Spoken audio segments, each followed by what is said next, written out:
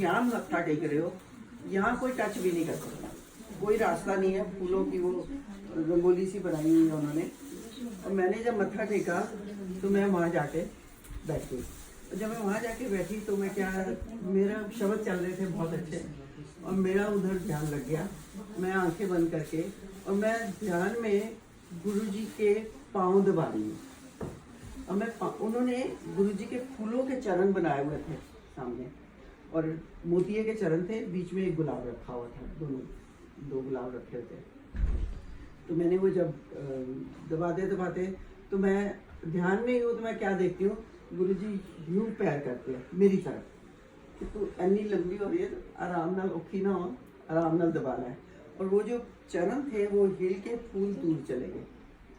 तो मैं तो सोच रही थी कि ड्रीम है या हेलुसिनेशन है, क्या है। तो जब वो शब्द खत्म हुआ तो मेरा ध्यान टूटा, तो मेरी नज़र सबसे पहले वहाँ गई कि वो वाकई फूल मैंने देखे, वाकई हुआ है। ये मेरा जैसे ड्रीम आता है कुछ, और मैंने देखा वो पूरे फूल खिले हुए थे। तो गुरुजी आपको बहुत से मैसेजेस देते हैं। आप छोटी छोटी बात के ऊपर आप दिल में सोचते हो तो वो सामने आ जाती है। मैं अब छोटे छोटे आपको 2 सत्संग सुनाती हूँ। जैसे मेरा मन करता है तो मैं गुरुजी के आने से पहले पहुंची। तो मैं फरीदाबाद से दिल्ली जा रही थी, और 12:30 बजे से लेकर शाम दोपहर तक था, 2:30 बजे तक। तो मैं ड्राइव कर रही थी, 12:30 मेरे को वही बज गए बॉर्डर पार करते करते बदरपुर। तो मैंने कहा ले गुरुजी, मैं तो आपका वेलकम। और मेरी पेन ड्राइव में मुझे नहीं पता कौन से शब्द क्या कहाँ लगे हुए हैं, और वो एकदम जो चला तो वही चला के आज साड़ी गुरु हो गई, वही बैंड चला। उसके बाद मैं सेल्टा विहार तक पहुंच गई, मगर अभी भी दूर था, मगर अभी पहुंची नहीं मैं। उसके साथ दूसरा चल पड़ा, फुल्ला वाली पालकी सतगुरु आए। वहाँ पहुंची तो उसने गलत, चौकीदार ने बता दिया सेक्टर, तो मैं गलत चली गई, मगर फिर वापस आई वही नंबर। तो मेरी सिस्टर का फ़ोन आ गया, दीदी आप मुझे लेने नहीं आए। मैंने कहा वो तो कल की बात थी, मेरा पक्का थोड़ी था आने का। मैंने सोचा तो पहुँच गई होगी। मैंने कहा अच्छा रुक मैं आती हूँ। यानी कि मेरे उसको पिकअप करने से लेकर वापस आने तक ये वेलकम सॉन्ग ही चलता रहा। कैसे चलता रहा पता नहीं। और जब हम उनके घर के पास मैंने गाड़ी पार्क की तो सीढ़ियाँ चढ़ने लगे, तो क्या शुरू होता है, आइया संगता गुरु दे द्वारे जय गुरु। कि गुरुजी ऐसे आपके मन को पढ़ लेते हैं कि आप क्या चाहते हो, कैसे किस वक्त क्या हो रहा है। उनको सब पता है आपको किस वक्त क्या चाहिए, आपके मन में सच्चे मन से आप क्या चाहिए। जो भी मन में आपके बात आती है, मैं कहती हूँ गुरुजी मेरे को सत्संग खूब अटेंड करवाओ, मंदिर के दर्शन करवाओ। गुरुजी मुझे अनगिनत दर्शन करवा रहे हैं, गुरु बड़े मंदिर के भी, और सत्संग भी अटेंड करवा रहे हैं। तो ये और एक शुरू में जब मैं जाती थी तो मैं महासमाधि पे मत्था टेकती थी। और मगर फिर मेरे एक दिल में आया कि गुरुजी कहते हैं मैं तो कहीं गया नहीं, मैं तो यही हूँ, तो मैं महासमाधि पे क्यों मत्था टेकती हूँ, मैं दरबार में टेका करूँगी। मैंने वहाँ मत्था टेकना बंद कर दिया। तो मगर मेरे दिल में जैसे ना एक गिल्ट फीलिंग होती है कि मैं I am doing the right thing. तो मैंने एक दिन ऐसे ही सुबह उठे, दिमाग में उठा के मंदिर जाना, मत्था टेकूँ महासमाधि के पे नहीं। तो क्या देखती हूँ, एक व्हाट्सएप खोला तो उसमें पहला सत्संग था। एक लेडी जो हमेशा गुरुजी के आने से पहले पहुंचा करती थी, तो उसका मन किया कि मैं पहुंचूं, तो जल्दी अपने हिसाब से निकली, मगर लेट हो रही थी वो। तो छतरपुर स्टेशन से उतरी तो एक शटल वहाँ से जो चलती है बैठ गई। तो इनका मेरे को अभी आधा घंटा लगेगा, ड्राइवर ने बोला, क्योंकि अभी और लोग सवारियाँ बिठानी हैं। तो कहती मैं तो फिर लेट हो जाऊँगी। तो इतने में एक और टेम्पो था या कोई जा रहा था ड्राइवर, तो उसने आवाज़ छतरपुर बड़े मंदिर, तो वो जंप करके उसमें बैठ गई। तो उसकी दाढ़ी वाड़ी बड़ी हुई थी और उसका नाम भी गुरुजी वाला नाम था। तो जब वो मंदिर पहुंच गए तो गुरुजी के सत्संग करते गए सारे रास्ते।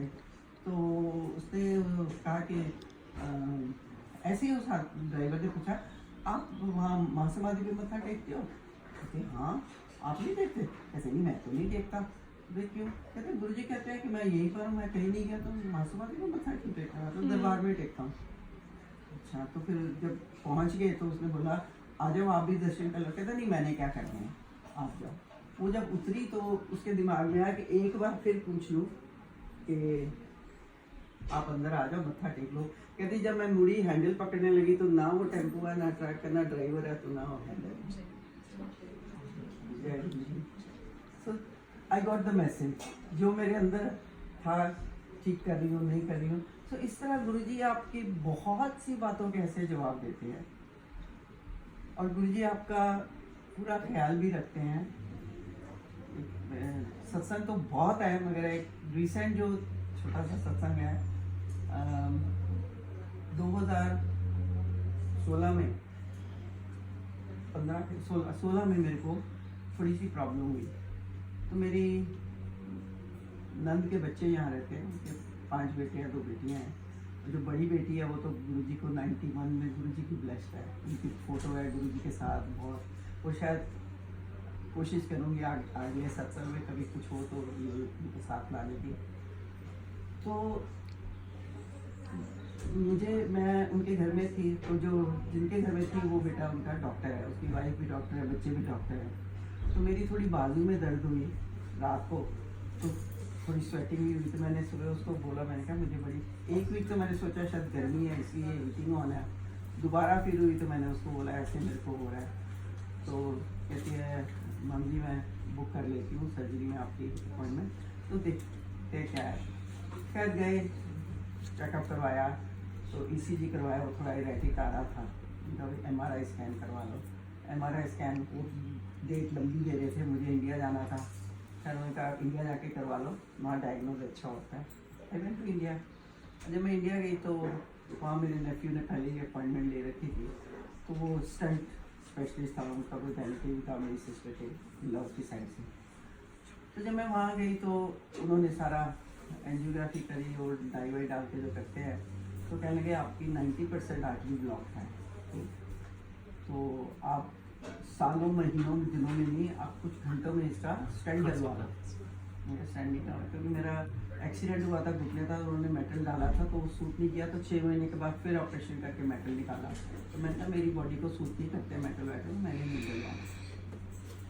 तो अब टाइम निकलता गया, मैंने स्टेंट नहीं डलवाया, 7 महीने निकल गए। तो मैंने बहुत से सत्संग, जनरल नौकरा के, जनरल कपूर, नारायण वगैरह के, जोशी के, बहुत से सुनने के लोगों के बाईपास सर्जरी होने से गुरुजी ने बचाया हुआ है। 4 आर्टरी ब्लॉक है, उनकी भी खोली। गुरुजी मेरी तो एक ही आर्टरी है, उसको खोली दो।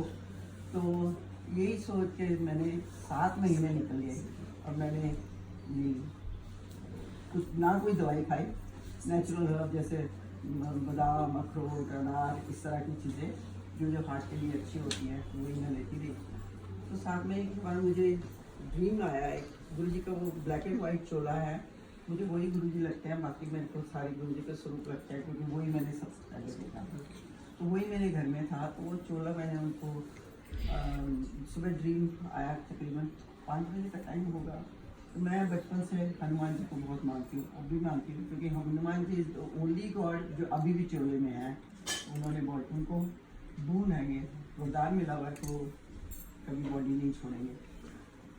तो मैं क्या देखती हूँ कि गुरुजी का स्वरूप जो है वो ठक करके जैसे स्लाइड चेंज होती है, गिर गया नीचे, और वहाँ से एक फिगर उड़ के आ रही है, and that is Hanuman ji, लाल लंगोट पहना हुआ, गला उठाया हुआ, तो वहाँ आके फ्रेम में फिट हो जाते हैं। मैंने गुरुजी ने हनुमान जी को क्यों भेजा है? तो फिर मैं ड्रीम में ही सोच रही हूँ कि शायद मेरी कोई लाइफ का बोझ लेने के लिए था।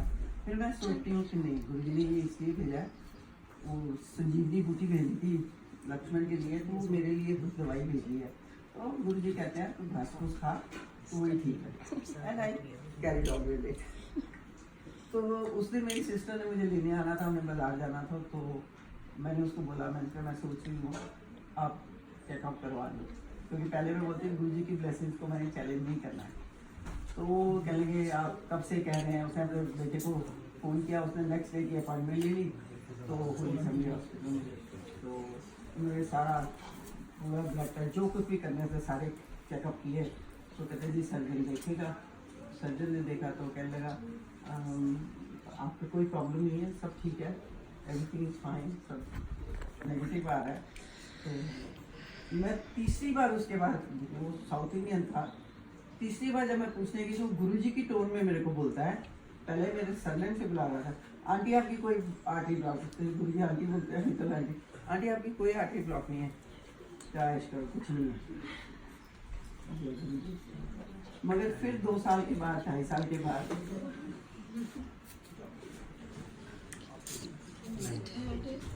ऐसे बैठ जाओ, खुला जाओ। 2017 में On the corner, you feel more comfortable. You can stretch one of your legs.